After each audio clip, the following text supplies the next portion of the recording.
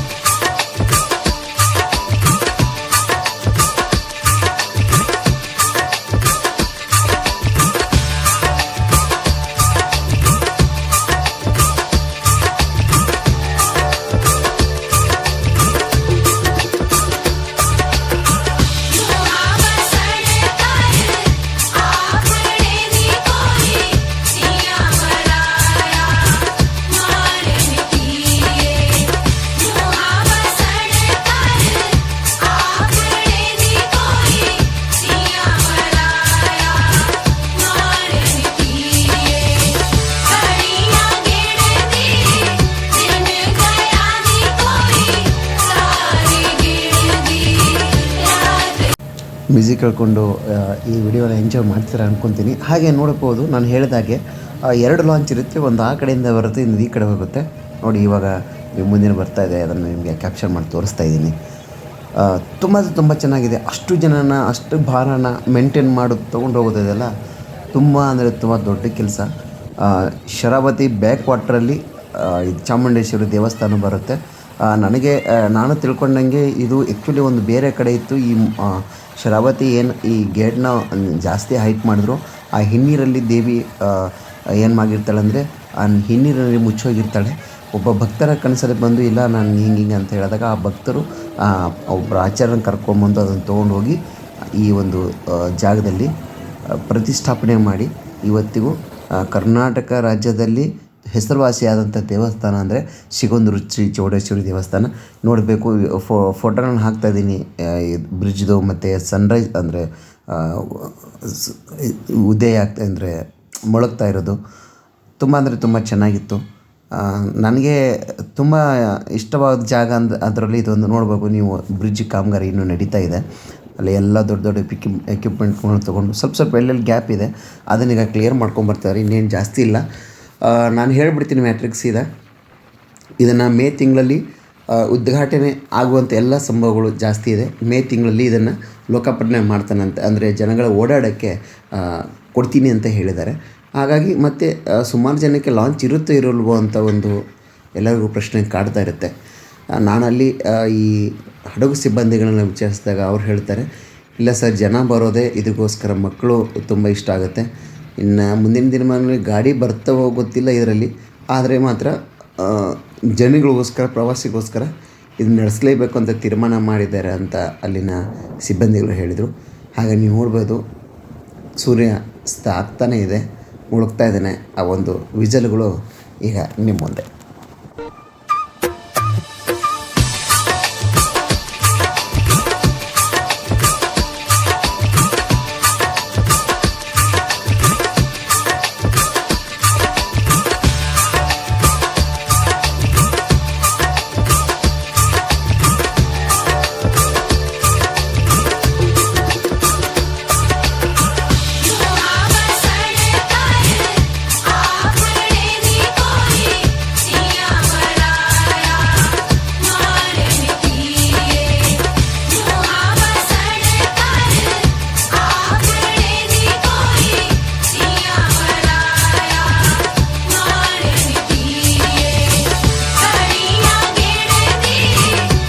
Okay, ಇವಾಗ ನಮ್ಮ launch ಇಳಿದಾಯಿತು. ಈಗ ನಮ್ಮ ಪ್ರಯಾಣ ಶ್ರೀ ಕ್ಷೇತ್ರ ಸಿಗಂದೂರು ದೇವಸ್ಥಾನ ಕಡೆ. ದೇವಸ್ಥಾನ ಇಲ್ಲಿಂದ ಒಂದು 6 ಕಿಲೋಮೀಟ್ರ್ ಆಗುತ್ತೆ ಲಾಂಚಿಂದ. ಯಾಕಂದರೆ ನಮಗೆ ಬಸ್ಸು ಡೈರೆಕ್ಟಾಗಿ ಇಳಿಯೋಕ್ಕೋಸ್ಕರ ನಾವು ಇದರ ಹೊಳೆ ಹತ್ರ ಇಳ್ಕೊಂಡು ಅಲ್ಲಿ ಲಾಂಚ್ ಮುಖಾಂತರ ಈಗ ಇಲ್ಲಿ ಇಳಿದು ಇಲ್ಲಿಂದ ನಮ್ಮನ್ನು ಕರ್ಕೊಂಡು ಹೋಗ್ತಿದ್ದು ಜೀಪು. ಆ ಜೀಪಿಗೆ ಒಬ್ಬೊಬ್ಬರಿಗೆ ಆ್ಯಕ್ಚುಲಿ ಡಿಮ್ಯಾಂಡ್ ಮಾಡೇ ಮಾಡ್ತಾರೆ, 30 ರೂಪಾಯಿ ಬಿತ್ತು ಒಬ್ಬರಿಗೆ. ತೊಂದರೆ ಇಲ್ಲ ಅಂತ ಕೊಟ್ಬಿಟ್ಟು ನಾವು ನಮ್ಮ ಸಿರ್ಸಿಯಿಂದ ಒಬ್ಬರು ಸ್ನೇಹಿತರು ಸಿಕ್ಕಿದ್ರು, ನಾಗರಾಜ್ ಅಂತೇಳಿ, ಅವ್ರ ಜೊತೆ ನಾವು ಒಟ್ಟಿಗೆ ಪ್ರಯಾಣನ ಸ್ಟಾರ್ಟ್ ಮಾಡಿದ್ವಿ. ಸುಮಾರು ಒಂದು 10 ನಿಮಿಷ ಕಾಲ ಈ ಜರ್ನಿ ಇರುತ್ತೆ. ನಾವು ಜೀಪ್ಗಳು ಮತ್ತು ಎಲ್ಲ ಇರ್ತವೆ, ಪ್ರೈವೇಟ್ ಬಸ್ಗಳು ಸಿಗ್ತವೆ ಒಂದೊಂದು ಸಲ ಸಿಗಲ್ಲ. ಇದಕ್ಕೆಂದರೆ ಸಾಯಂಕಾಲ ಲಾಸ್ಟ್ ಮುಗಿಯೋ ಟೈಮಿಗೆ ನಾವು ಹೋಗಿದ್ದು ಟ್ರೈನು. ನಾವು ಬೆಂಗಳೂರಿಂದ ಶಿವಮೊಗ್ಗ ಟೌನ್ ಟ್ರೈನ್ ಹಿಡ್ಕೊಂಡು ಅಲ್ಲಿಂದ ತಾಳಗುಪ್ಪ ಸಾಗರಕ್ಕೆ ಇಟ್ಕೊಂಡು, ಸಾಗರದಿಂದ ಮತ್ತೆ ಬಸ್ ಇಟ್ಕೊಂಡು ಸುಮಾರು ಜರ್ನಿ ಮಾಡಾದಮೇಲೆ ಲಾಸ್ಟಿಗೆ ನಾವು ಹತ್ತತ್ರ ಬರ್ತಿದ್ದಂಗೆ ಏನೋ ಒಂಥರ ಮನಸ್ಸಿಗೆ ನೆಮ್ಮದಿ, ಶಾಂತಿ. ಯಾಕಂದರೆ ನೋಡಬೇಕು ಅಂತ ಅಷ್ಟು ದೂರದಿಂದ ಬರ್ತೀವಿ. ಅಟ್ಲೀಸ್ಟ್ ಆ ಒಂದು ದೇವಸ್ಥಾನದ ಮಹಾದ್ವಾರ ನೋಡಿದಾಗ ಏನೋ ಒಂಥರ ಖುಷಿ, ನಾವು ಹತ್ತಿರ ಬಂದಾಯಿತು ಅಂತ. ಆ ದೇವರಿಗೆ ನಾವು ಇಷ್ಟೇ ಕೃತಜ್ಞತೆ ಹೇಳಿದ್ರು ಕಡಿಮೆ ಆಗೋಲ್ಲ. ಇದೇ ಆ ಮಹಾದ್ವಾರ. ಇಲ್ಲಿಂದ ಕೇವಲ 1 ಕಿಲೋಮೀಟ್ರ್ ಅಥವಾ 1.5 ಕಿಲೋಮೀಟ್ರ್ ಅಷ್ಟೇ ಇರೋದು ದೇವಸ್ಥಾನ. ಆ ಮಹಾದ್ವಾರ ದಾಟಿದ ತಕ್ಷಣ ಏನೋ ಒಂಥರ ಮೈ ರೋಮಾಂಚನ ಆಗೋದು, ಸಂತೋಷ, ಖುಷಿ ತುಂಬ. ಆ ದೇವಿ ನೆನೆದ್ರೆ ಹೇಳ್ತಾರೆ, ಅಲ್ಲಿ ಸುಮಾರು ಜನ ಬಂದಂಥ ಭಕ್ತರಿಗೆ ಹೇಳ್ತಿದ್ರು ನಾವು ಕೂತ್ಕೊಂಡು ಮಾತಾಡುವಾಗ, ಇಲ್ಲ ಸರ್ ಇದು 4ನೇ ಸಲ ಬರ್ತಾ ಇರೋದು ನನಗೆ ತುಂಬ ಈ ದೇವಿಯಿಂದ ನನಗೆ ತುಂಬ ಅನುಕೂಲ ಆಗಿದೆ. ಆ್ಯಕ್ಚುಲಿ ಬಂದು ಹೋಗೋಕ್ಕಿಂತ ಒಂದು ರಾತ್ರಿ ಇದ್ದು ಹೋದರೆ ಇನ್ನೂ ಅನುಕೂಲ ಅಂತ ಅವ್ರವ್ರ ಅನುಭವನ ಹೇಳ್ತಾ ಇರೋದು. ಯಾಕಂದರೆ ನಾನು ಸುಮಾರು ಸಲ ಹೋಗಿದ್ದೀನಿ. ನಾನು ಬೆಳಗ್ಗೆ ಹೋಗಿ ಸಾಯಂಕಾಲ ಅಷ್ಟೊತ್ತಿಗೆ ನಾನು ವಾಪಸ್ ಬಂದುಬಿಡ್ತಿದ್ದೆ. ಇದೇ ಫಸ್ಟ್ ಟೈಮು ನಿಮಗೆಲ್ಲರಿಗೂ ಇದ್ರ ಬಗ್ಗೆ ತೋರಿಸ್ಬೇಕು, ಇದ್ರ ಬಗ್ಗೆ ಹೇಳಬೇಕು ಅಂತ ನೈಟ್ ಜರ್ನಿ ಅಂದರೆ ಡೇ ಮಾಡಿ ನಾನು ನೈಟಲ್ಲೇ ಉಳ್ಕೋಬೇಕು ಅಂತ ಉದ್ದೇಶದಿಂದ ನಾನು ಈ ಒಂದು ದೇವಸ್ಥಾನ ಆಯ್ಕೆ ಮಾಡಿದೆ. ಸುಮಾರು ಸಲ ಹೋಗಿದ್ದೀನಿ ನಾನು. ಸುಮಾರು ಸಲ ಹೋಗಿ ದರ್ಶನ ತೊಗೊಂಡು ಊಟ ಮಾಡಿಕೊಂಡು ತಿರ್ಗಾ ಸಾಯಂಕಾಲ ಟ್ರೈನಿಗೆ ಹತ್ಕೊಂಡು ನಾನು ಬೆಂಗಳೂರಿಗೆ ಬಂದಿದ್ದೀನಿ ಸುಮಾರು ಸಲ. ಆದರೆ ಈ ಸಲ ನಿಮಗೆ ಒಂದು ಯೂಟ್ಯೂಬ್ನಿಗೋಸ್ಕರ ಈ ಜನಗಳಿಗೆ ಹೆಂಗೆ ಹೋಗಬೇಕು ಏನು ಮಾಡಬೇಕು ಅನ್ನೋ ಉದ್ದೇಶದಿಂದ ಒಂದು ವಿಡಿಯೋ ಮಾಡೋಣ ಅಂತ ಹೇಳಿ ಸ್ಟೇ ಆಗಲೇಬೇಕು.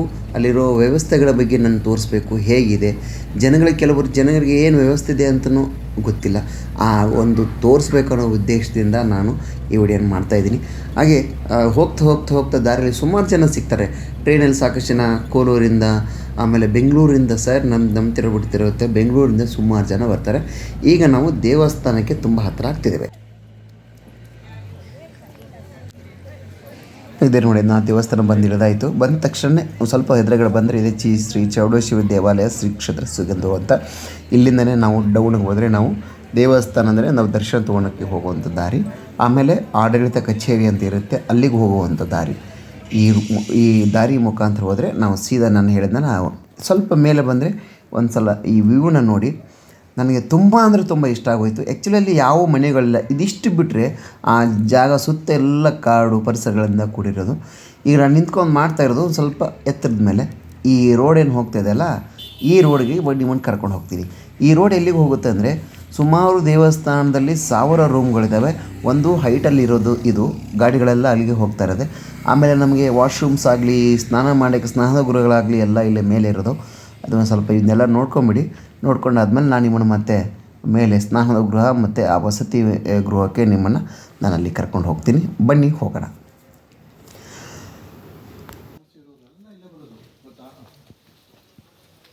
ಇದೇ ನೋಡಿ ಶ್ರೀಮಾತಾ ಅಂತೇಳಿ ದೇವಸ್ಥಾನ ಕಡೆ ಇರೋಂಥ ವಸತಿ ಗೃಹ. ಇಲ್ಲಿಗೆ ನೀವು ಬುಕ್ ಮಾಡ್ಕೋಬೇಕಾದ್ರೆ ಬೇಗ ಬರಬೇಕು. ಸಾಯಂಕಾಲ 7 ಗಂಟೆ ಆದರೆ ಎಲ್ಲ ಫುಲ್ಲಾಗಿ ಬಿಡ್ತವೆ. 4-5 ಗಂಟೆಗೆ ಬಂದರೆ ನಿಮ್ಗೆ ರೂಮ್ಗಳು ಸಿಗ್ತವೆ. ಬೇಗ ಬಂದು ನೀವು ಬುಕ್ ಮಾಡಿಕೊಂಡ್ರೆ ತುಂಬ ಅನುಕೂಲ ಇರುತ್ತೆ. ಚಿಕ್ಕ ಮಕ್ಕಳು ಇರೋರಿಗೆ ಅವ್ರಿಗೆಲ್ಲ ಕೊಡ್ತಾರೆ. ಆಮೇಲೆ ನೆಕ್ಸ್ಟು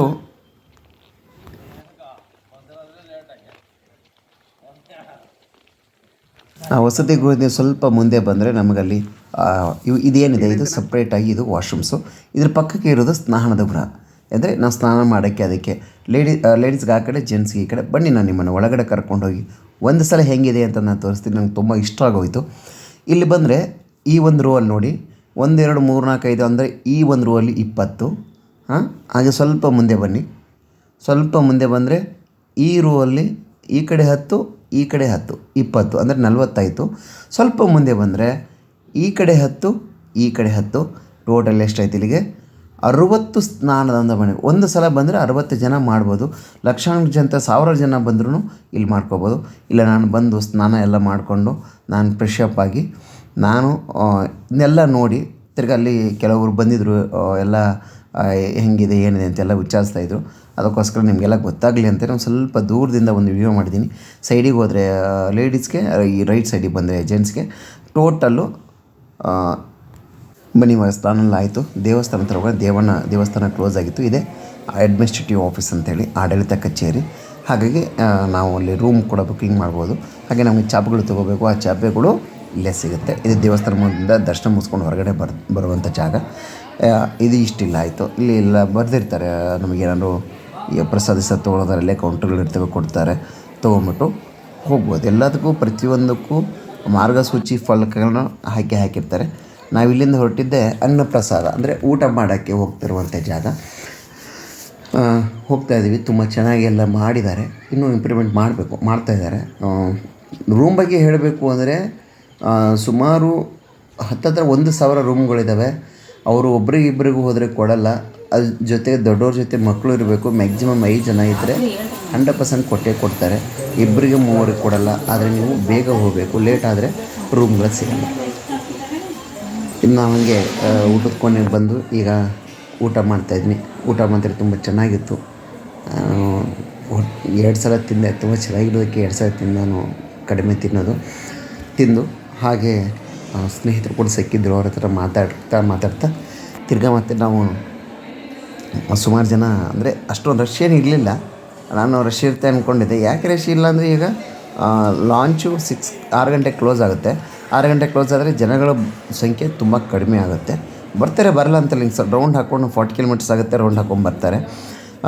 ಹಾಗಾಗಿ ಒಂದು ಸ್ವಲ್ಪ ರಶ್ ಕಡಿಮೆ ಇತ್ತು. ನೀವು ನೋಡ್ತಾ ಇದ್ದೀರಿ ಸ್ಲಿಪ್ ಏನಪ್ಪ ರವಿ ಏನು ಸ್ಲಿಪ್ ಹಾಕಿದೆ ಅಂತ. ಹೌದು, ಇದೇ ಚಾಪೆ. ನನಗೀಗ ಹೋಗಿದ್ದೀನಿ ಸಿಗಂದೂರಿಗೆ. ನಾನು ಮಣ್ಕೊಳಕ್ಕೆ ನನಗೆ ರೂಮ್ ಇಲ್ಲ, ಸಿಂಗಲ್ ಪರ್ಸನ್ ಕೊಡಲ್ಲ ಅಂತ ಹೇಳಿದ್ರು.